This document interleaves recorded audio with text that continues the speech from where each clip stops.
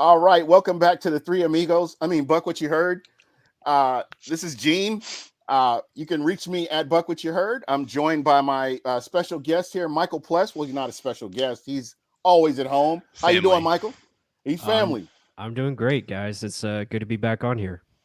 Man, yeah, I'm excited. We're getting closer and closer to the draft. My co-host, my amigo, not Shaq Barrett, talking about my man KB Ken Barrett. How you doing, man? Good. I'm not requesting a trade today, boys, so you don't have to worry about that. Oh no, I've already franchised your ass for a couple of years, so it's not happening. So as we as we venture into this bipolar off season that we've been having to deal with, what do you guys think right now? I know right now Debo is the big topic, and we kind of talked about it a little bit off camera, me and KB. It turns out, just from what I've been reading, that this isn't about money. This is more about how he's being utilized. And I thought he had a good season. Is there something that he could be doing better? Well, we're Am talking I? about Debo first off, but then secondly, we all assumed the quarterback position was going to become like the NBA at some point. And we kind of saw that a little bit this offseason with Russell Wilson and heck, even Aaron Rodgers flirted with it. Like Kyler Murray's flirting with it now. Like, quarterbacks feel like they can control their destiny. I think why receivers just, they found their notice because they're the ones who are putting up fantasy numbers, so they have some clout. It's known to be a diva position first off. And so if the quarterbacks, aren't going to do it, defensive ends, like if Shaq Barrett came out and said, I want to go somewhere else, like the needle wouldn't really move. But when you have Devontae Adams, you have Tyreek Hill, you have Debo Samuel, you're looking at like one, two, and three of the fantasy receivers from last year. So they understand their position.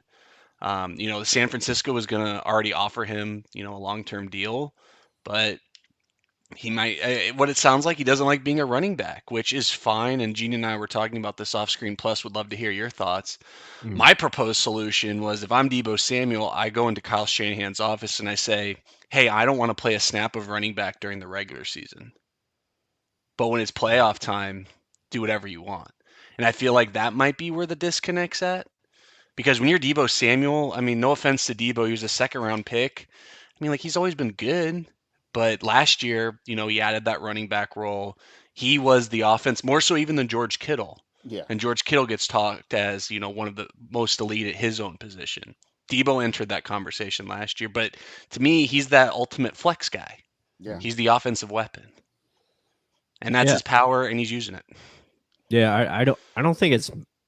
I mean, utilization is one thing, but to be honest, I think he just doesn't like the quarterback room. I mean, when you look at these guys who are going to better quarterback situations, Devontae Adams going to play with his teammate and Derek Carr while also getting a big contract. Tyreek Hill, that's probably more of a money move to, yeah, just put it bluntly. Also his home too. yeah, Right. He lives down there. It makes sense. And obviously the Chiefs didn't want to pay him, what he's getting now, 30 million or whatever. But receivers is becoming a big asset, and you see it, across the league, and it's going to be heavy in this upcoming draft. A lot of teams are going yeah, to draft a lot of receivers because why not? If you could get them cheap now, you might as well do it. And it's becoming like Ken said, the quarterback market is just continuing to rise. The money, the salary cap, everything is going up. So contracts are going to continue to fluctuate and get higher and get more like you're seeing with the NBA as well. I mean, so yeah. And the NFL is a copycat league. I mean, when you're seeing all these wide receivers that are showing out over the years, I mean, now everybody's like, okay, it's sexy to get a wide receiver. Let's go out and right. explore this market. But I want to say, guys, we can all agree having Chris Godwin and having Mike Evans Those are the best and right there.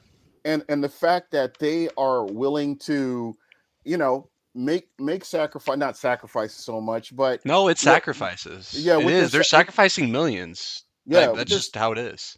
yeah and they're here and you could rely on them, and it's a lot different when you see some of these other receivers. And I'm not taking anything away from anybody, not counting their money. I'm just saying that these guys that we have, we're spoiled by them because of the selfless way they handle business. Mm-hmm. Yeah, I mean, you look at the top 3 receivers on the Bucks right now. Total cap, hit, I think is like what, 46 million.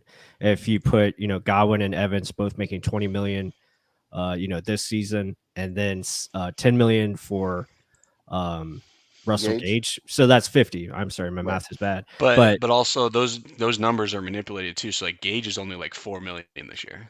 right, exactly. So I mean, you put it that way, and you already have 3 really good receivers for, a lot of teams just don't have that. They're paying one guy 30 million, and look at the Dolphins, and obviously it's nice to have a guy like Jalen Waddle on a cheap rookie contract. So Right. you look at these teams that are going to be going after receivers: Green Bay, Philly, Atlanta. All of them are going to try to get these receivers in here. Jets, same thing. They might be an option for Debo Samuel, but it just remains to be seen. As back to the Debo thing, I just feel like he wants out because he just sees the prospects of San Francisco and just doesn't like the quarterback situation. And maybe the way the quarterbacks play in that system, he doesn't really have a chance to shine as a receiver like these other guys do. And So what's I mean, interesting is we talked about like, or sorry, Gene, no, just no, one no, sec. go. With the quarterback position, what do we hear a bunch this offseason? The no trade clause. Debo doesn't Yep. have one. So if he Right. goes to the Jets and, maybe he's cool with it, that's telling. Yeah. That's different than going to the Chiefs or the Packers, which G and I, again, we're talking off screen. The Jets and the Packers, who are the top 2 teams right now, they're both, come from the same coaching tree as Shanahan. Yeah. They're both the LaFleurs. Yeah. So he's going to the same exact system if he goes to one of those 2 teams. So it should be interesting how this all plays out. Yeah, and again, when you look at that, I mean, there are opportunities out there for him to Mhm. he could stay there. Who knows what the Yeah, they don't have quarterback? to trade him. Yeah. Yeah, and who knows what the quarterback room's going to look like next year? I mean, he's flourishing. Or he put himself on the map based on his play last year.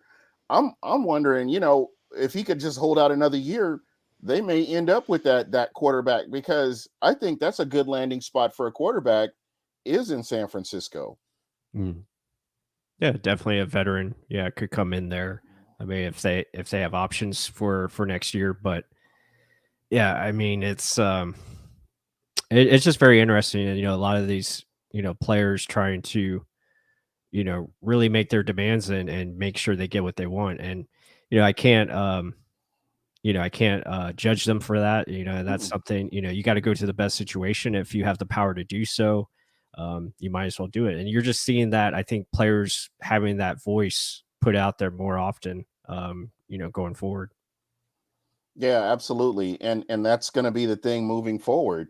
You're seeing a lot of people that you have showed out, and they're not happy with their rookie contracts, and they're wanting a little bit more. We're seeing a little bit of that trend right there too. So Mhm. um, again, the league's going to change. I mean, it's ebbs and flows, and it's going to be interesting. I'm really looking forward to the draft, to see, just as a whole, what the NFL is going to do here.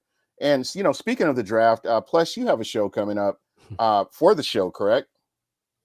Yeah, absolutely. We're going to be covering round 1 of the draft this year yet again. We've done it the past 2 drafts, going back to 2020 and last year. I'm not sure if we're going to do day 2, as far as rounds 2 and 3, but yeah, we're going to be live on Thursday, round 1. We're going to have some guests on there. You might see Gene and also KB at some point throughout the show. So be a lot of fun. Again, we're probably going to start 8 p.m. Eastern, Thursday the 28th. So really just starting when the draft starts, and we'll just cover every pick, and really just give you our thoughts and just have a lot of fun with it. Yeah, absolutely. So if I put you on the spot, who's your number one pick? Has it changed from the last time we talked about it? Are we talking about for the Bucks? For the Bucks, yes. Oh, okay. Yeah. I mean, at 27, I'm good with I'm good with it as long as it's a pass rusher. So I want, front 7, Yeah. prospect, whether it's edge or um, defensive tackle, interior rush. Those are really the positions I can see them attacking, either that or some type of trade down. As we welcome KB back in here. But yeah, it's just I think when you look at it closely, and you heard Jason Light talk about it yesterday, um, they want to get some more pieces on defense. I feel, even though he didn't clearly say that, I just feel like defense, especially up front, is where he wants to address. We're not taking a guard round one. I think that was clear as well. Hmm. Receiver, I guess, is still on the board because he did talk Yeah. about receiver being a premium position, but I feel like he was just saying that because you look around the league, and that's where I think this draft's going to be heavy Yeah. on, is receiver across all 32 teams. And it could Yep. be a sign where if another team wants to trade up to our pick to take a receiver, Or that quarterback. could, or quarterback, could be an option to trade down and get more picks. And he also mentioned that, again, the middle rounds is where the value is. It just points to, there's going to be some type of trade, maybe not round one, but round 2 or 3, where he gets more picks. Yeah, and I could see that. This could be a total misdirection by Jason Light, just kind of putting that out there. And, Mm. he may go a totally different way. The one thing that we can say about Jason Light is he drafts in a vacuum. I mean, nobody nobody can like sway him on what he's got. When he's looking at his board, I don't see any difference. Personally, I hope it's on the line, either side of the line. Defense more so, Mm. personally. I mean, you look at the uncertainty with JPP. You look at what Shaq Barrett has done, and possibly, upgrading somewhere along that defensive line, which would be definitely helpful. One thing I'm curious of is, let's say Sue weren't. I still am under the impression Sue's coming back. Even if we do draft someone first round, I think this is just a 1 year thing with Sue. I'm wondering if Will Golston, if let's say Sue wasn't to come back and maybe the Bucks drafted like a 5-3 or a 5 tech or like a 3 tech, like, like a Boye Mafe that could kick like GTS in, play that game, Mm-hmm. and then have Will Golston be that, 3 or 2I for, rundowns, come typically that's what Sue plays. I'm Mm. curious to see if they're interested in that because Will Golston last year, in the past 2 years, really has flashed pass rush ability. Mm. Yeah, Yeah, no, absolutely. I think that's an option. I'm also curious to see if they move Anthony Nelson more inside and let him play, a 5 tech role, or, a 3 tech, or whatever you want to call it, along, side Vita Vea, Yeah. because, Anthony has shown that he can do those type of things. And, I wouldn't be opposed to seeing him more inside with his hand on the dirt. And like you said, Boye Mafe, I could easily see them going Travis Jones. I could see them going, um, Arnold Ebiketie. There's a lot of good edge rushers that, could be available, or defensive tackle. I know Logan Hall has, started to creep up into, some conversations, but I don't see him as a round one possibility. Yeah. Um, I but see him as possibly a high 2, maybe. yeah, if they want to trade down, and, if that's a guy they like, then I could definitely see that, as a Yeah. possibility. And Corey Fleming had I'm sorry, Mr. Everything Bucks had a question. Do you see the Bucks drafting a running back in the 3rd round? I think if they do, third and fourth is realistic. That's where I have it pegged. I mean, 3rd, 4th round, I think that's where you start looking at running back. No sooner than that, though, I don't think. Depending on the 2nd round, maybe if the right guy's there, they don't feel like he'll fall to, the 3rd round. But Yeah. 3rd, 4th round, I think that's where they're going to start targeting that position. Yeah. I think, and this is not a knock on Jason Light. It's just been the way it's been. I think he struggled picking running backs organically. It's just been one of those things that we've seen. I've seen where he's redeemed himself on a lot of different positions, but the running back outside of Doug Martin has just not been his strong suit. So hopefully that he can recover from that and get somebody that can come in and actually do something. I don't know how you Right. guys feel about it. Maybe you see it differently, but I just, Well, I mean, running back group, right now I think is pretty solid with obviously Leonard Fournette coming back. That's huge. He's your every down back. And then you have Keyshawn Vaughn, who I think can be serviceable. And then you look at Kenyon Barner, who's more of a special teams guy. Gio Bernard's going to be your, pretty much third down back, pass specialist. He'll be in that type of role, special teams as well.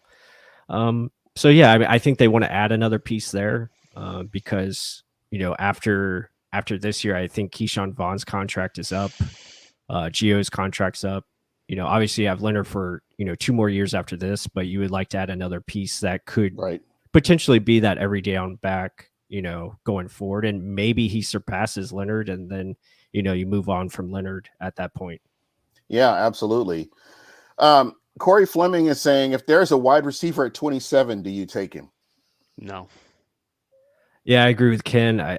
It would have to be a certain receiver, and I think Traylon Burks would probably be the one guy. He's the only one who's realistically, in my opinion, going to be there. I think Williams gone, Olave gone, London gone, Dotson maybe, or Wilson, and then maybe like a Dotson could slide in there. But Dotson, I think everyone wants to call Dotson Godwin. Like, he's not. He's just not athletic. He's not different type. Yeah, exactly. Yeah. Like, he's not as athletic as these guys, not as physical as these guys, not as physical as Godwin, for instance. It's just because he went to Penn State. Like, Burks, I mean, there's some cool things there, but what do we say about like the Bucs? Like, even, these offensive weapons, like our systems and stuff don't really, Burks needs to be in a Deebo Samuel role. Right. Like, that's what you use Burks for. You get the ball in his hands and you just let him go. Yeah, Bucs don't really do that.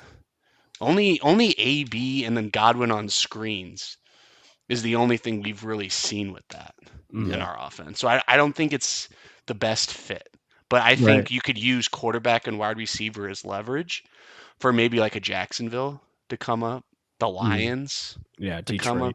I think I don't want to trade back too far. I think if you can get 32 or 33, I think that's as far back as I'd personally want to go. You're going to get a round 3, round 4 pick. That solves the running back. You can get a DB still. You can get a D lineman still. You can, and it'll be if you're, you can get whatever you want.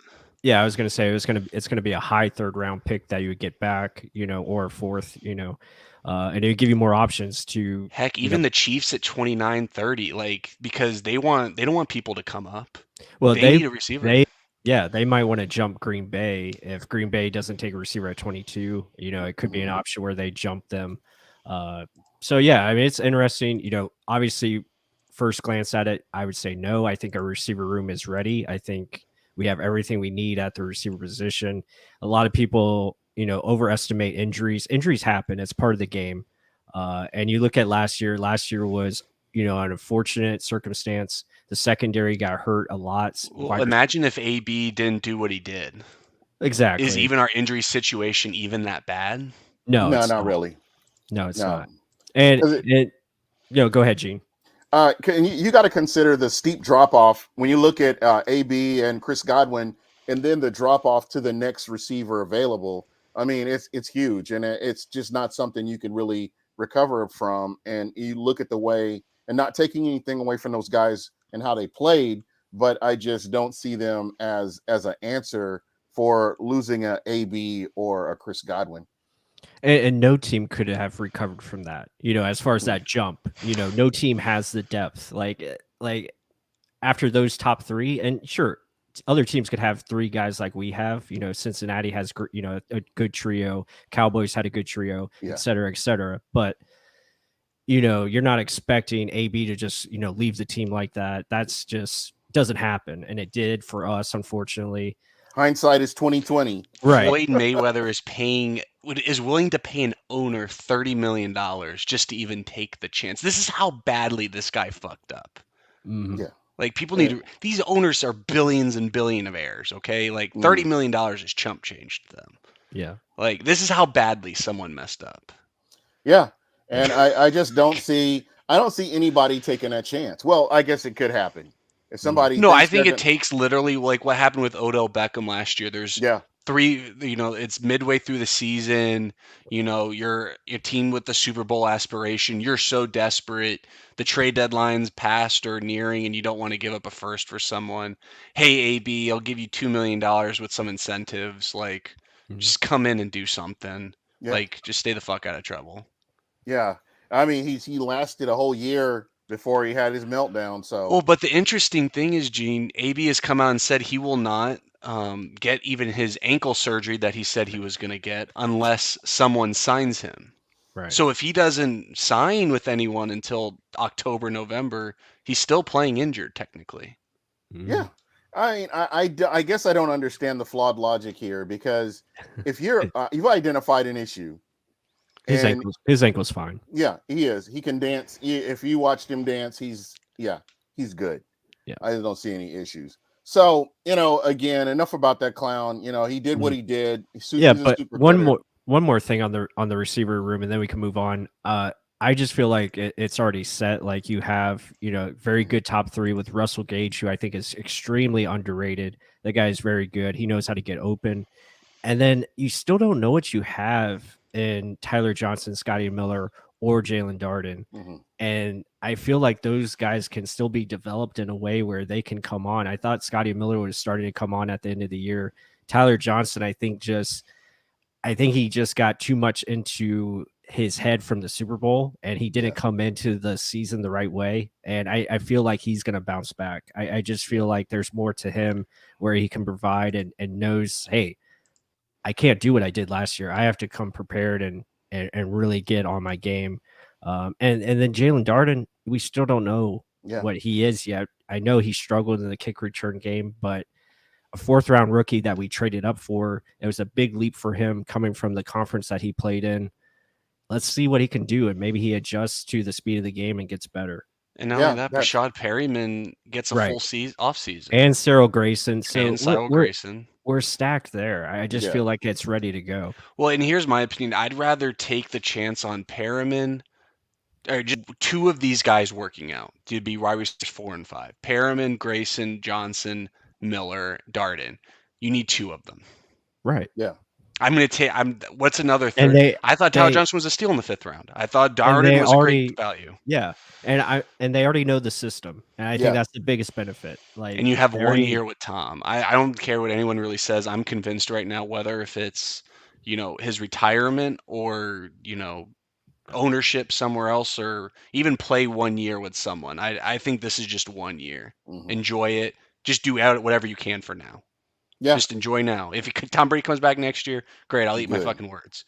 But you can't plan for that anymore. That's how I felt about this past season, and that's how I feel about this season coming up. I mean, it's one thing we're not having to concern ourselves with is the quarterback position, as long as the line can keep him upright. I guess my biggest concern, when I look at the offense, is possibly the running back position outside of playoff Lenny. Who's back there now, and people can criticize Ronald Jones. We all know, and I'm willing to admit this. He had a lot of deficiencies, whether it's pass blocking or pass catching. There's a lot of deficiencies there. Who's going to step in and run the ball and the way he ran the ball, but add something else to that? I know that Emily mentioned Gio Bernard. Yep, having a breakout season. I think he'll get more opportunities, but is he that guy that you can use as your number 2 back? I mean, I feel like he can be a change of pace back. Obviously he can come in and do a role. I think he'll be more of a factor this season. I feel like he just got off, he got off to a pretty decent start. Obviously that Rams game, got hurt. Then he came back and he did some things, as the season went on, but it was just unfortunate. And then really he just got shelved because Lenny just outplayed everybody, and he really took that role. And the main thing is, can Leonard stay healthy? And you hope he can stay healthy for a full 16 games. You hope Keyshawn Vaughn can take that next step and be something and be serviceable. But again, this is a passing offense. I don't think that's going to change. It could change a little bit with Todd Bowles as the head coach. Maybe we do Yeah. see a little bit more running game, but it'll be interesting to see what they do in the draft. And I feel like in rounds 3 and 4, they're going to look at a running back. Obviously with all the running backs that they have brought in for visits and stuff, I mean, it shows they're interested in that position. So let's see if if that holds true. Yeah, and I'm going to be really interested too in June when we have that next wave of free agency coming up. Who's possibly available at that point as well if they don't get somebody within the draft. Donnie Pepin, how you doing? Donnie Pepin from Facebook saying we need depth at offensive line. How do you feel about that? To me, I think tackle's more of a need than guard. Yeah, I would Personally. agree. I would agree with that. You look at Josh Wells, you look at they brought in Fred Johnson from Cincinnati. I think Fred is a capable, player at tackle, and we'll see if he can take over that role as a swing tackle. I think Josh Wells is decent enough when he is that just backup tackle, not And asked. throughout the Rams game, I don't think what anyone says throughout I the think it was he was injured, obviously wasn't limping. Yeah. Like He he was shouldn't have hurt. even been in the game. And they took him out, and whoever came in for him immediately got destroyed. Yeah. Yeah, they had to play him, and then they played Nick Leverett at some point, and him at tackle was just not fair for him. He's a guard.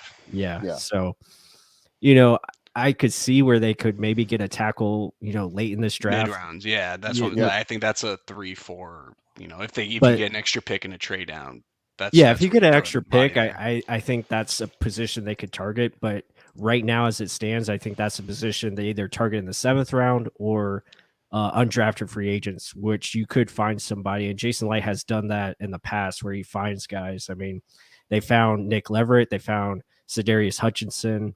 They have guys that they found in the past that they like. So I could see that being an option. Yeah. And it's funny when you hear Light speak. I mean, at the press conference yesterday, he mentioned Leverett before he did Hainsey. Yeah. I think that's kind of telling. Leverett's good. Like he is good. I mean, he's a very good interior offensive lineman, and his ability to play guard or center, is very, critical. And it's the same thing with Hainsey. And I think Hainsey developing as that center / guard, for him to take a big step this year, that'd be awesome if he can come in and start at that position. Yeah, I'm right there with you. I think they've done a great job with the offensive line. I mean, you have your core, and now you can kind of plug and play. How do you feel with the loss of Ali Marpet? How do you feel that this offensive line bounces back from that? It's tough. I mean, Ali was a top 5 guard. The great thing is you traded for a top 5 guard in Shaq Mason. The only difference is he's going to be on your right side now next to Tristan Wirfs, which I'm fine with because it allows the ability to run the ball more to the right instead of being dominant left. And, even if you run to the left, you can have Shaq Mason on, pools and stuff like that, where he's great at and athletic enough to get out there in space. Now you just hope you can find someone on the left side, whether it be Stinney or Hainsey, who have some athleticism and they can get out there, or Nick Leverett, but it's tough. I mean, Ali was one of a kind. That's hard to replace. It's going to be different for Donovan Smith because that was his guy for so long. And, inside rushes are going to have to be, accounted for. Hopefully that doesn't become an issue because, Tom doesn't like interior pressure. So, it'll be interesting to see how they clean that up. Yeah. I think people forget Ali Marpet shut down Donald in even the playoff game. Yeah, one-on-one.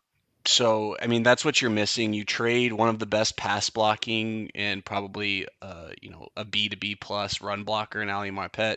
You get an A plus run blocker in Mason. He's like probably a B to B plus and, pass blocking. So you kind of mixed match some, some matchups there. As Plus is mentioning, the biggest thing is probably just Donovan Smith's relationship because we know those two are yin and yang.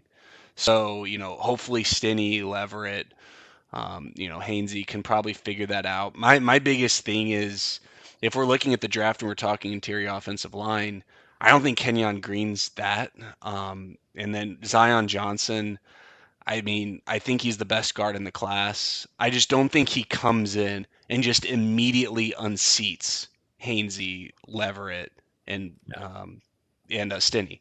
I think it's Stinney's job, and if you ask me right now who's better, Johnson made the better long-term play, absolutely for sure. But I don't think Stinney's nothing to sneeze at. Right. So let's say, for instance, let's say Stinney beats out Johnson. That's bad optics. Mm-hmm. Yeah. Yes. Yeah, it is.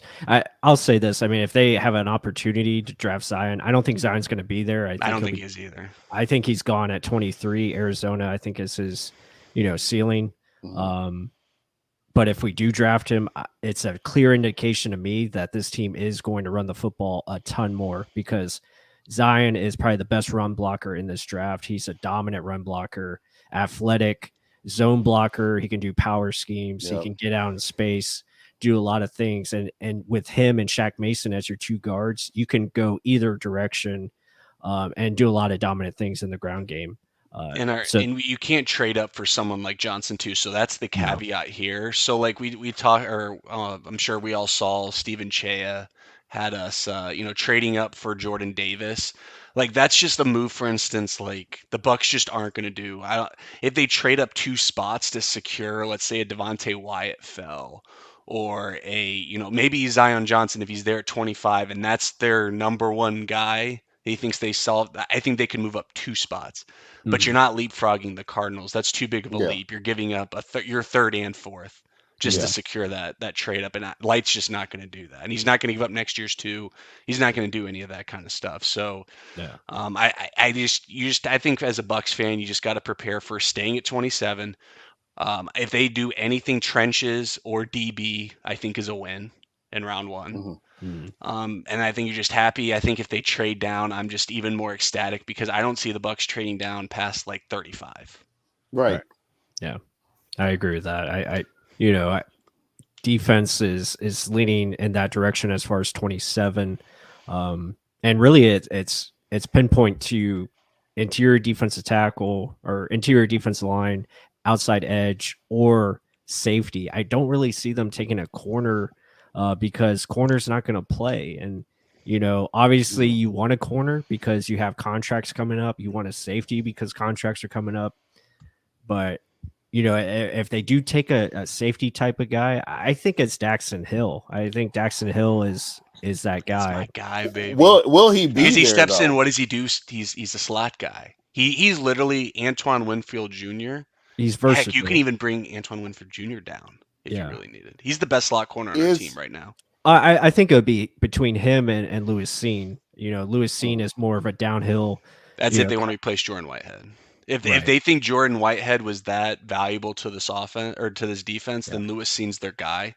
If they want, I think Antoine Winfield is closer to Honey Badger than I think people realize. Mm-hmm. Like if he's in the box, or heck, Daxton Hill can be, but in the box or in the slot as well. I see Daxton Hill being more valuable because he's just that chess piece, and I think agree. Todd Bowles wants something like that where, you can put him either, inside on the slot, or you can put him back at free safety, or he can play pretty much anywhere. You can use him as the money backer.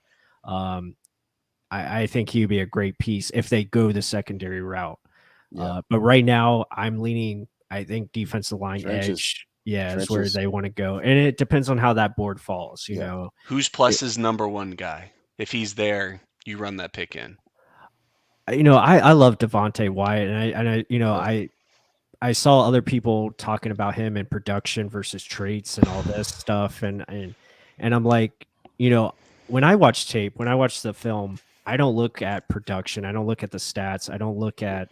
That's how you miss Shaq Barrett's of the world. You look at habits. You look at it's behaviors. Behaviors. That's the word. It's behaviors. How does this guy consistently beat his man? And that's what I'm looking at. Okay, is his head up? Is he focused? Does he know where to be? At all times. And I think one thing that's getting overlooked too is Georgia's defensive line is just nutty. And you know what? Their best defensive player is a sophomore defensive tackle. Yeah, Jalen Carter. And that's not Wyatt's fault. Wyatt still executed, in my opinion, better than even Jordan Davis did, just in their roles. Yeah. Right. And Wyatt, I think, checked off all the athletic boxes. Yes, he Absolutely. has the character concern. He did have, I think, one or two instances. One where he kicked a door down a door.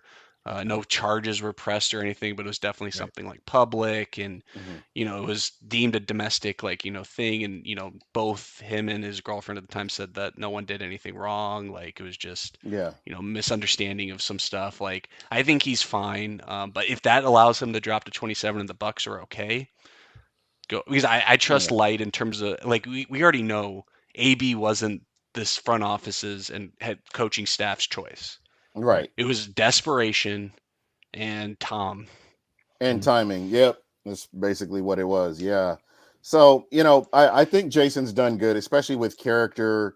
character guys. Mike But Evans, Chris Yeah. Godwin, yeah, Vita, like Devin but he White even. Like you don't hear about Devin White doing Mhm. anything other than with his horses. and Like I he mean he's brought like and he's brought in some guys that are dogs, Yeah. like a Antoine Winfield, like a Devin White, Now, and for the record, I'm going to say I really have faith that Devin White's going to turn his game up this needs season. to. yeah. Yeah, I have faith that he's going to do that. I mean, Now, just If he because of does, he's how, $100 million yeah. man. yeah, Now, I $70 million. will add, like, if Devontae White isn't there at 27, and I feel like he might not be, because he is good, and my dream pick outside of Devontae Wyatt would be Arnold Ebiketie. I love the dude. Like, ooh, Ooh. sexy, Arnold Ebiketie is like sexy, he's a top 15 player in my terms. I mean, when I look at him, he knows how to rush the passer, he knows how to win, Mhm. and I want more of that. I Great. want JTS can slide in. That's all I'm Hey, gonna say. very sound tackler too. Mhm.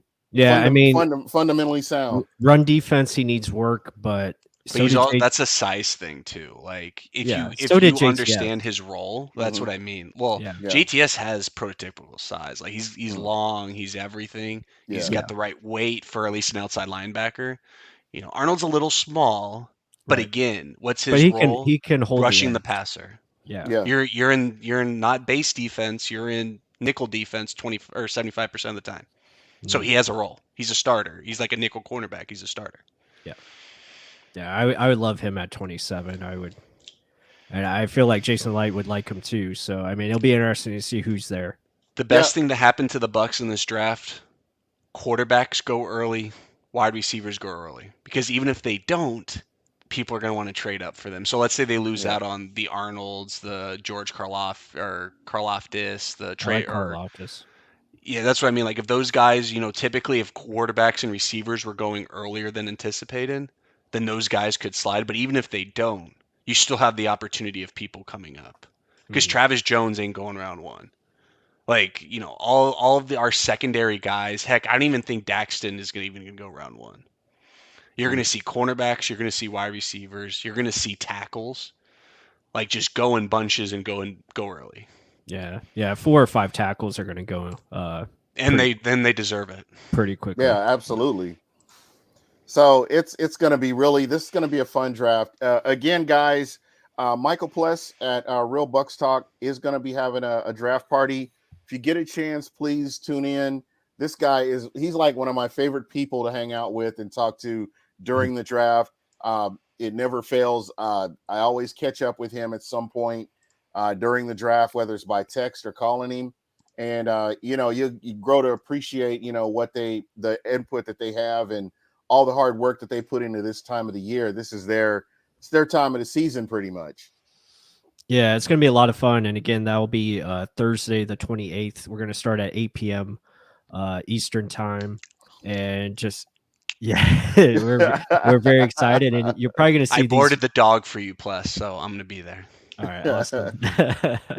so, so you're probably going to see these guys on there at some point throughout the night, and I'm going to have other guests on. We're going to have hopefully some national guests as well. So it's going to be a lot of fun time and just talking draft. Going to try to analyze every pick and just really just have fun with it. It's going to Yeah. be very casual and just have a lot of discussion and just a lot of back and forth analysis and really just enjoying the night. It's always fun time with the draft, and you really just gotta enjoy it because it goes so quickly.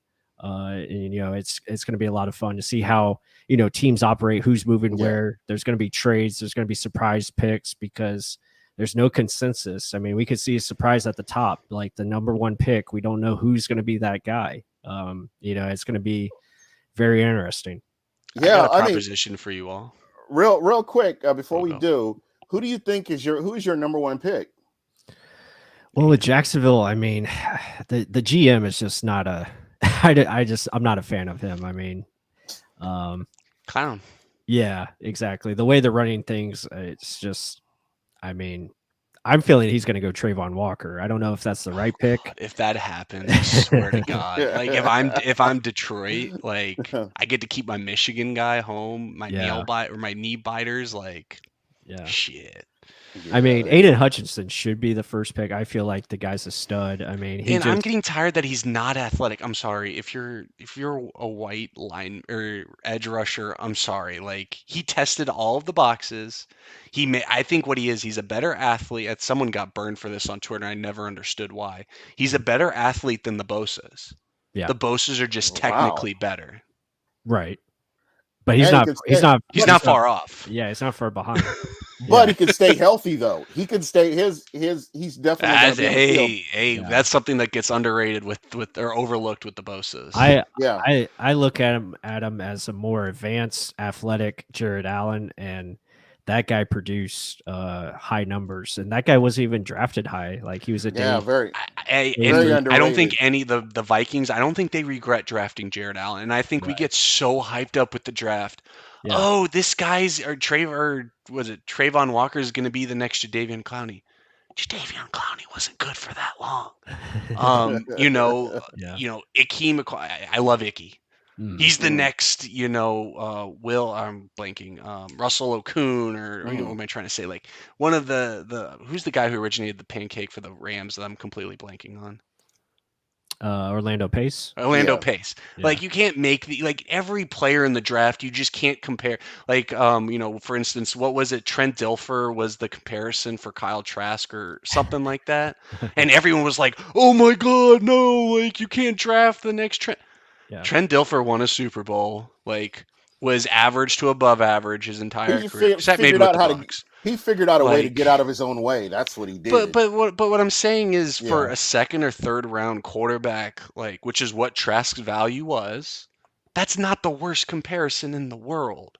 Mm-hmm. Like not every quarterback's going to be Patrick Mahomes, Josh Allen. Like again, what happened when all those quarterbacks were drafted? I remember Daniel Jeremiah was the only person I knew that draft season that said Patrick Mahomes was it. Yeah. Everyone else. This was before Daniel Jeremiah was even big. It was just him and Bucky Brooks on a podcast just talking. Mm-hmm. Like everyone hated that idea that Patrick Mahomes was it. Josh Allen, I remember Greg, if you all follow Greg Cover One on Twitter, great Bills follow. Yeah. Like he was telling me the other day like how much Bills fans were just scolded for that Allen pick. Yeah. It worked out pretty well, but that's the thing. Malik Willis could be the next Josh Allen. You don't know. Yeah. There's no science, and with Trayvon Walker, it's all traits and projection, and sometimes that works out. I mean, you don't have it's projection versus production, traits, and all that stuff, and trying to figure out. And really, that's kind of how I look at it. Again, I'm not big on production, but I also look at consistent behaviors and what did the guy do on tape? Yep. What was he being asked to do is a big thing. And it's tough for the Georgia players that are coming into this draft because the scheme that they ran didn't always put them in the best position to win as far as being that one-on-one, go make the play. It's a team defense where they were designed to free up another guy, or they were designed to, blitz a certain way or run a different way. To set up their linebackers, and Kobe Dean got a lot of the production because he's so damn fast, and he just went in there and made the tackles for loss. And they're just ultra talented, where the production is just not going to be very high because you have so many guys coming in. Those guys aren't going to rack up the sack numbers or tackle for losses and stuff like that. Right. So you got to always look at it from a contextual standpoint and really find out what is happening behind the scenes and what are these guys put in position to do schematically. Yeah, and I know for me, when I started watching like college tape, anything that was available, you don't look at the splash plays. You got to look at just consistent plays to see what a player is doing. Does he look lost out there? Yeah. Is he getting beat on a double move? Is he picking up his blocks? That kind of thing. Is his head up and he's looking downfield? Yeah. Just consistently, doing these things, and do these things translate to the NFL? Right. So. And with that said, though, when you're drafting first overall, you have to make sure that guy's going to be good. Like you have to Day be one. He's got to. Yep. Yeah, he's got to be good, especially for the Bucs. Yeah. No, because we talked about it. We have a 1 year window with Brady. If you draft like let's say a Zion Johnson or Kenyon Green and they don't start, that's just a failure because you weren't able to see, hey, like this is the situation. Like if we're talking about like D tackle, like again, if they're pretty sure John Johnson's round one or starter day one, great. That fit. But I don't think people are saying, oh, you take a defensive tackle, he only plays 40, 50, 60% of snaps. Yeah. That's what starters play in the NFL. Yeah. So I think that just gets lost in the shuffle because again, just because they're not first on the depth chart doesn't mean they're essentially not a starter. Like your boy Arnold, he wouldn't start. But he would start. Yeah. If that makes sense. Right. Yeah. I mean, but back to number one for Jacksonville, they got to hit a home run. And I think Aiden Hutchinson's that guy. Like he just. What if they took receiver or something stupid? Yeah, I mean, no, because that's the thing. If they're willing to give Kirk $20 million a year, who knows what the fuck's going to happen with the Jags? Yeah, I don't expect. It's Doug Peterson too. Yeah. I don't even know how that's all going to even work out. To be honest, that I don't blame Byron. I would have walked away. Well, I from think that Byron too. said no, but also they just made it super difficult. I think he wanted it even though he knew it would be a challenge, but that it just became too toxic. Yeah. I just don't see how it's going to work. I mean, I don't know. That quarterback, he'll end up playing somewhere else. He won't resign. Yeah. Hot take right here. He won't resign. So, well, stay tuned, guys, for our mock draft that's coming out Monday night. We got an all 32 team mock draft. So, Gene, I was going to propose that for next week. Get our selections. Let's do it. Let's make it happen. You guys want to do a 7-round for the Bucs right now? We could, yeah. I'm down. All right, chat. You got to be ready. Gene, I'm going to share the screen if that's all right. All right. Yeah, we did one of these Monday on Real Bucs Talk, but yeah, next week we're gonna do a 32 team and see how many we can get correct, which will probably not be a lot because this draft. But that's fun though. Like if you just get 5 right, like you're elite. Yeah, I think last year especially if you trades. Yeah, I think last year we were pretty good with like guessing the positions, but the players' names were just kind of all over the place. But we came close. We got the first 4 picks last year, right? And then pick 5, I think we got Penei Sewell, and it obviously was Jamar Chase. We had Jamar Chase going the Dolphins, and that was Jalen Waddle. So it's like you have the positions, but they're all just kind of mixed up. And one of my friends, Connor, shout out Connor if you're out there. Every year he holds like a pool for that. So like there's about like a dozen of us where we submit our first round where we can include trades. And for each draft pick you get right and each trade you get right, you get a point. And last year I won with like 13, and most of those was because of trades. Yeah, so, that's awesome. So again, like that's what makes it fun is if you can spice it up like that. Gene, are you able to share the screen? Are you able to see the draft network? Yeah. Oh, hold on. Let me get it up. I see it. All right, cool. Look at that. So, with that, we got premium, so we got trades. If y'all want to move up, move back, just let me know. Let me know when we can press start and get going. All right. Yep. Oh wait, I should have gone fast. That's all right. Jacksonville it is going fast. It's just going slow on my end for sharing screen. Jacksonville got it correct in this one. Yeah, Aiden. Malik went too. I think that's interesting. I mean, if Detroit wants to go quarterback, it's like the Justin Fields thing. Why wait? I mean, I think Kayvon Thibodeau is right there with Aiden Hutchinson. I feel like so. Yeah, that's what I was thinking. I've got him at number 3. Got a trade Ooh, offer here. Cleveland offering 2, 3, and 4 Okay. for 44. You got Jacksonville at 33 offering 2 and 3. Personally, Wow. that's the one I would take. That's pretty interesting. Yeah. And then you got the Ravens offering 2, 3, and 4. Okay. Is there anyone that we're just going to say outright no to? Um, I want to see who's available. I don't know if there's a way to do Well, that. yep, I can go back to that. So Okay. we got at edge, we got Carl Ooh, Loftus that's a good player. and Right there. Daxton at safety. Kenyon Green. They have Zion going at 18. I don't know if that's going to happen, but yeah. So you got N'Kobe Dean, you got Ajabo, you got George This is interesting. Brisker as well, Burks, Lewis Scene, Boye. I think trading down to 33 looks good. Yeah, I would have to agree. But I don't know. I'm iffy on how they would view Carl Loftus. I really like him as a player. I think he'd be a good fit. He could be a guy that could play 5 tech or outside and do a lot of different things.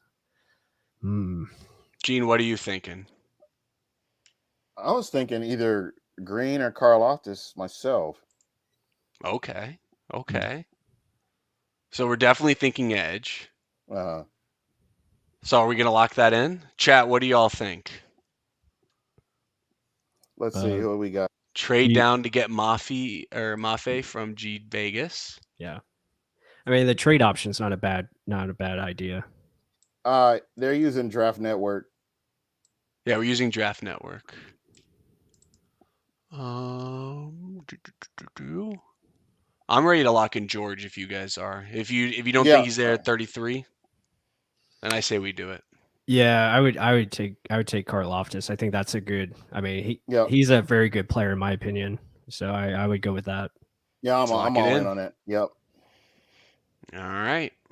We'll see if anything pops up. Sometimes it wants to trade up in second round. Generally, it doesn't though. So we'll see who's kind of like looking left.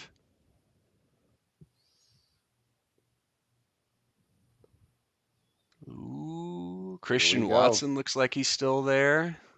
If you like receivers in the chat. Tyler Smith. Oh, someone wants the 49ers want to move up for 3, 6, and a 4 next year. I'm thinking no. Yeah, I would decline. Nah. All right. So in terms of top available, the Draft Network says we got the 2 running backs, Spiller and Walker. Got a couple linebackers in Muma and Harris. Inside offensive line, Tulsa, Tyler Smith, Trey McBride. If tight end is your thing, I think we can cross off George Pickens. Not for this Bucs offense. Yeah.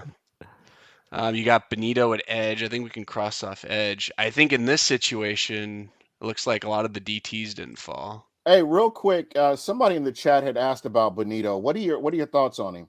I love Benito. Yeah, I think he's underrated. I think if he's there round 2 and you don't go edge round 1.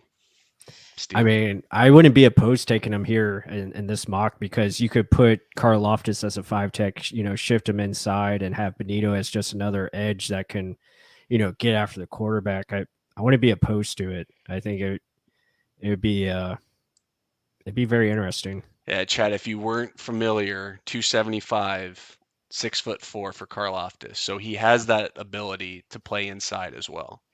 Yeah. Yeah, I mean his traits are power. Usually that's his go-to move. Trey McBride is a great value. We do need a tight end.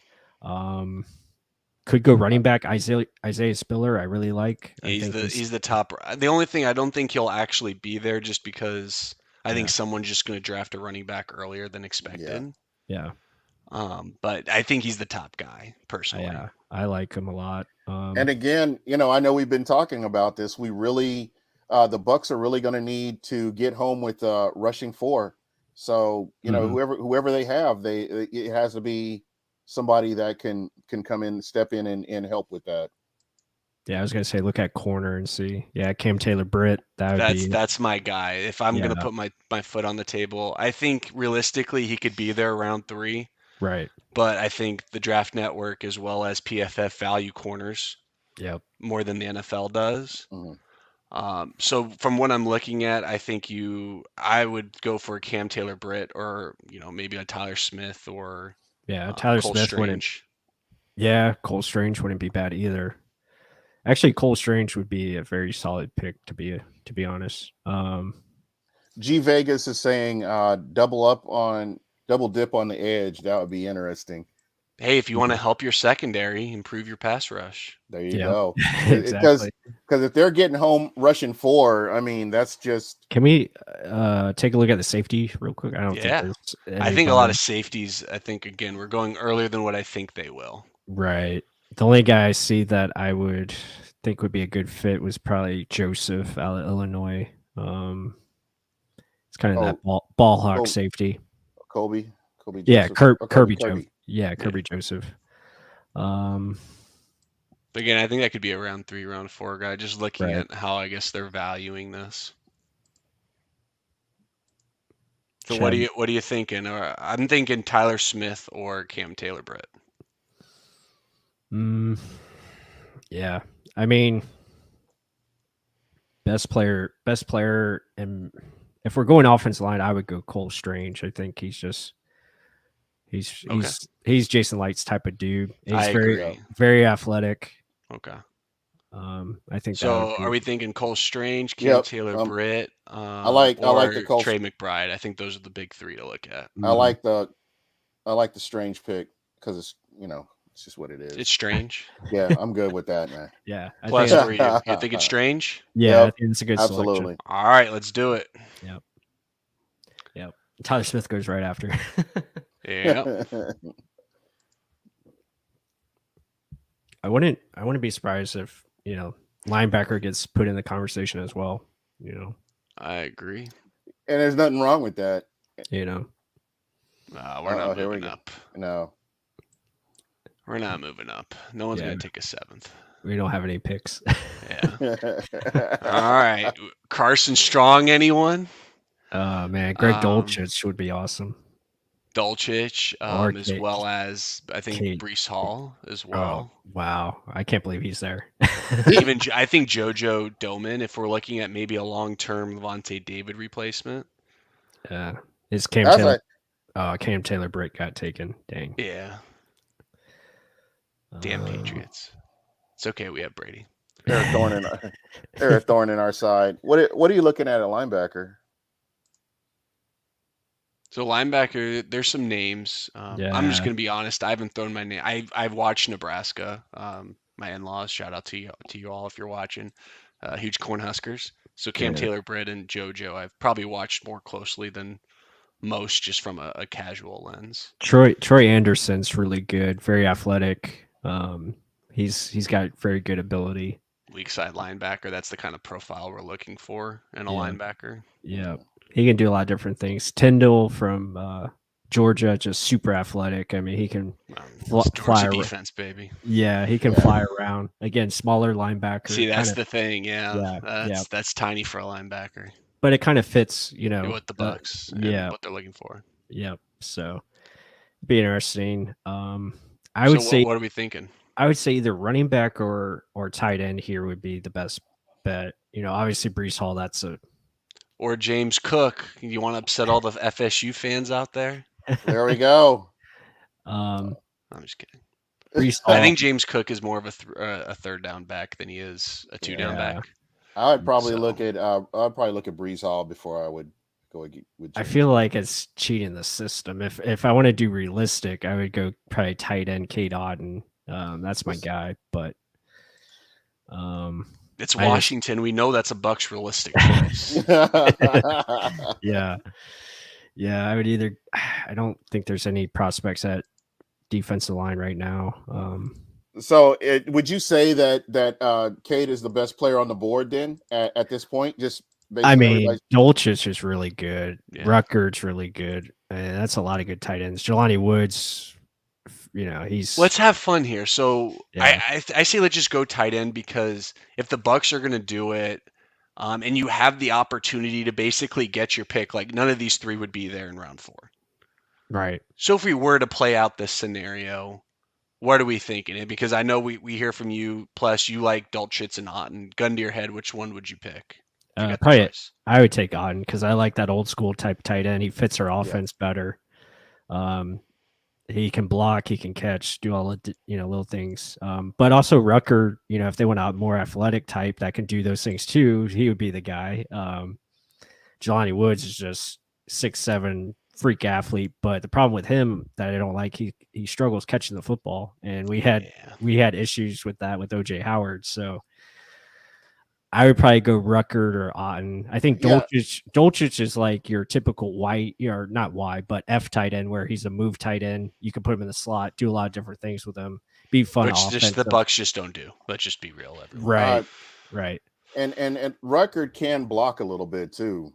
Yeah, That was- Rucker and Otten can both block, and very consistent in that See, this is what area. I'm looking for. Like, if the Bucs actually are going to draft someone, what people forget That's- is this is the that's gonna be BA huge. prototype. That's going to be huge. I'm right looking there. here before I am their hands. Yeah, So I say we lock in Otten. We ready? it's a great pick. Yeah. Let's do it. I love the guy. He's really good. And here we can stop after the 4th round pick. No one really wants to debate over 7th rounders. However, I will say I made 3 mocks last year and 2 battle plans. Uh-oh. KJ Britt was in every single one of them. There you go. He's a good player. I mean, I'm interested to see how he develops, how he progresses in the defense. If they're going to have him as the top backup linebacker to Devin White and Levante David, would be interesting. All right, so we got some interesting choices here. If we want to go running back, I'm just going to be honest. Ford is probably the only guy I'm familiar with. Ford is good. Damian Pierce, that would be my guy, just because I like. Ooh, yeah, I think they have him pretty. I thought honestly. Plus, I thought he was taken. He will be. He'll be gone by the yeah. 4th round. Yeah. Especially, I think he's definitely worst case, like comp 3rd round. Someone will If he's take there the in the extra pick. Yeah, if he's there in the 4th, it'd be a perfect fit for the Bucs. I think he's a guy they like. Algier out of BYU would be another one. Power back can kind of. I'm ready to lock in the pick. Okay. Rotational back that is used between the tackles in pass protection in special teams. Yeah. Please tell me what else the Bucs are looking for. Exactly. But let's see who else is there. Let's see if we can change our minds or talk ourselves out of it. Go running, but you're looking running back, right? Yeah, that was running back. This is everywhere. It looks like there's some wide receivers. We could look at. Yeah, Jones linebacker. Jr. Jones Jr. out of Tennessee would, but again, that would be just you're giving up on Jalen Darden at that point, just because he can return and he's shown production there. But his like size and weight and stuff too are pretty similar. Like yeah. I'm good on just passing on wide receiver. I'll take Brashad Perryman over many of these guys. Like I think you guys really convinced me as far as the wide receiver position. I think we're good. No, I do have one interesting name, Matthew Butler. He'd be How great. you feeling? I like his upside. Thomas Booker's another one out of Stanford that's getting a lot of buzz. I think he would be, a good player to have, athletic type, a guy that they could develop. Another guy is the Iowa State defensive tackle with the long name that I won't pronounce. Wazurike. Yeah, I can do the last name, but I can't do the first name. Yeah, that guy had 9 sacks last year as a interior defensive tackle, and he's another one that could be developed, and maybe you have something there.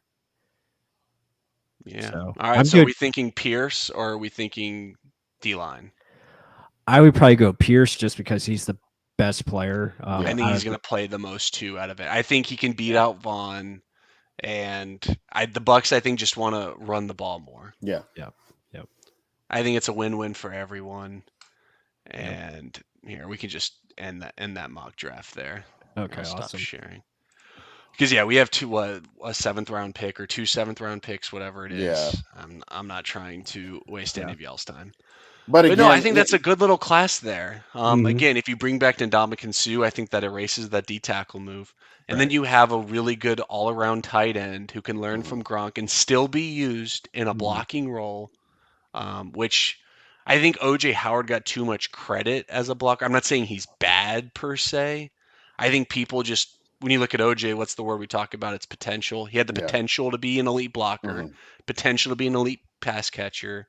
I I think don't his think potential as elite blocker just wasn't there compared to what the national media would tell you. I Yeah. don't think he is totally healed from his injury. I don't care Yeah, what and anybody that's says. normal. And the Yeah, fact that he even came back from an Achilles in that time, yeah. everyone wants to talk about Cam Akers, and they're talking about even a Jabo coming back in 6 months. Like, no, that's not fucking That's happening. not that's the exception to the rules. That's not normal. And like I Remember when said, Adrian Peterson came back from an ACL in 6 months? Like, that's hey, a freak of nature, that's though. 1% of the Yeah, 1%. Yeah. exactly. No, but just looking at this guy, I thought, okay, it's good that he's back, but when you watched him play, he labored a lot, and he just didn't seem like the player that we've seen in the past. So it's Mhm. going to be interesting to see what he does over in Buffalo. Right. Yeah, absolutely. And I just think going that's a back, good place for him though too. Yeah, absolutely. yeah, I think that's a great fit. But just going back to the little mock that we just did, if the Bucks could come out with a Karl Loftus, who, again, Tweener. I look at these, other analysts and draft experts that talk about, fits and like, he's supposed to play a certain position or he's supposed to do this and do Mhm, that. Again, it goes back to behaviors and what mhm. is this guy doing on tape? He's winning consistently. He's getting double, triple team at times because he's the best player on that defensive line, but he's still winning and he's still Right. putting up That's numbers huge. and he's That's finding huge. ways to be successful. Give me that. And he's only 20 years old. Like, come on now. And he's just learning the sport as well. So And Yeah. also, I hate this guy's too big or this guy's too small because what is the NFL now? Everyone's an athlete. right. Every team is the 3-4, 4-3. Great. Everyone has 4 down rushers in nickel. Yeah. And we've even seen what are the best quarterbacks? What do they struggle with? 3 on the line. Yeah. So what you need is 3 guys. We know Vita is gonna fucking just push anyone 10 yards back. Mhm. You still have Shaq, who if he has a one-on-one, can still win and win consistently in the Yeah. NFL, even against elite competition. Mhm. And if you're telling me Karl Loftus can come in and challenge a Joe Tryon Sharinka, Mhm. like But that also guy is play uber talented. But also also play with him. yeah, That's the inside. key. Yeah. Because Yeah. if you're And rushing 4 and And you have Karloftis at the 3, 4I, you have JPP or not JPP, Shaq and JTS on the edge, and you right. have Vita, and then that's even Sue. Sue, if and I and think Sue's think and back. think about this. This has been the theme for Jason Light since he's been here. His Mhm. versatility. The Yeah. majority of the players that have been drafted or been brought in are versatile enough to they can play in a different position or they can do more than just that one role. Right. So and we've seen that time and time again, and you can expect to see that in this draft. Versatility is going to be huge. Yeah. And if you look at the players 1 through 4, especially, they're not going to be like specialized position players. They're going to be guys that can do multiple things to help the team. And if people don't think someone who might not be, again playing 90% of the snaps over the entire season, when the Bucks defense was humming the most, Anthony Nelson was getting a sack a game. Mhm. Yeah. Like you need these guys. Like if Shaq Barrett's playing 20% less of first down run snaps, Mhm. that's going to keep help him on second and third down rushing. Right. Karloftis might play JTS his best play last year when he was playing 3 positions. Mhm. And Yeah. that's a rookie who was getting confused sometimes and maybe didn't Yeah. have like his role. Like JTS has a side now. Now, if you have Mhm. Karloftis and then you have White that you can literally throw across the entire formation, because worst case, Bulls is going to blitz, but I want him to blitz and win it with 5 Yeah, instead of get home. 6. Mhm. Yeah. And whatever they do, they got to get home. That's going to be Because what huge was as the well. last play against the Rams? It was cover 0. Now imagine if you had Antoine Winfield in the middle of the field with no responsibility other than to read Matt Stafford's eyes. Right. Cooper Cup doesn't get by him. Yeah. Exactly. Yep. Yeah, and it's all about, winning with 4, winning with, 5, like you said. Or even winning with 3. Yeah. Patrick Mahomes, Josh Allen, that's how they struggled this past Right. year. Joe Yeah. Burrow, that's Yep. that's what people did. Yeah. And The going back to Rams. yeah, Look, and Matt going Stafford threw his most interceptions of the year, I believe, last year against 3-man rushes. yeah. Yeah, maximize coverage and it works and just going back to Gene's point of versatility, I feel like that's why Daxton Hill is a very, very real possibility because of what he offers. At 27, if he's there, I think he's in contention. But obviously, if we can get a guy like Boye Mafe, a guy that's versatile, Devontae Wyatt, versatile, he can play everywhere across the defensive front. Right. Arnold Ebiketie, again, versatile, can play inside or outside. Versatile, but also they have a clear thing that they do. I think people mix up versatility with, again, potential or whatever. Like, They don't they're do good at any. everything. Yeah, What they people don't don't do understand one is thing Antoine well. Winfield's good at everything, Yeah. but he's still elite in coverage. He's Right. still elite in tackling. He's still like you can be C's in everything and still be a C student. But like you can be a C student and still have A's and B's thrown in there too. And I And, think and the and Daxton the Hill and these guys can provide you that. Lewis and the C. Bucks haven't had that safety that's playing like a Winfield for a long, long time. I mean, it's just that's been a struggle. That's been like a Well, and that's the hamstring thing. for the whole team at times. If Hill, like let's say Daxton Hill is their guy, what did Todd Bowles say pretty much the entire year last year? I'm not moving Antoine Winfield Jr. up. Even when we know he's up, he can blitz, he can cover. He's literally Honey Badger, Yeah, just maybe a little bit smaller. Yep. So what if you have Daxton Hill that gives you the safeties? Ironic, the safety to be able to play a little risky with Antoine Winfield Jr. Like, exactly. give him I think right now he's still the best slot corner on our team, but they're afraid to do it. Yeah. So you upgraded two positions. You upgraded safety 3 and you upgraded your cornerback position. Yeah. I mean, it'd give you a lot of options because then you could put Keanu Neal at linebacker. You could do a lot of different things with. Or I heck, keep have forgetting Keanu about- Neal I keep- start in base. Yeah. Bring in Mike Edwards. Take Neal off the field. Bring in Hill. Yeah. And I totally forgot about him being on the team too. That's just crazy. Yeah. And Logan Ryan can come down in the box, so you can do a lot of Another different. one. Yeah, a lot And of that's a things. great person to have because what has the secondary been like? Their most senior member has been, oh my God, who's our Carlton CB4? Davis. Yep. Well, but other than him, what's his face? Richard Sherman last year, Yeah. but Well, Richard Sherman last year, but Ross Cockrell. Ross Cockrell has been the voice until Richard Sherman came in. Yeah. Right. Yeah. Like this is a much need. Like again, the less we make him do, the more valuable he could be late in the year when there's injuries or maybe a Right. playoff situation. You have the experience. If people forget, he was a really good safety for the Giants, Logan Ryan. Yep. Yeah. Very good. Elite. Exactly. Yeah, like Very good slot corner, and also can play deep safety too. So yeah, a lot of different things. And what better Hill to learn from? Because remember, Ryan's not going to be back next year. Right. Yeah. Or Neal. Or Neal. Because what is that going to do? That's going to help us in the comp game, baby. Yep.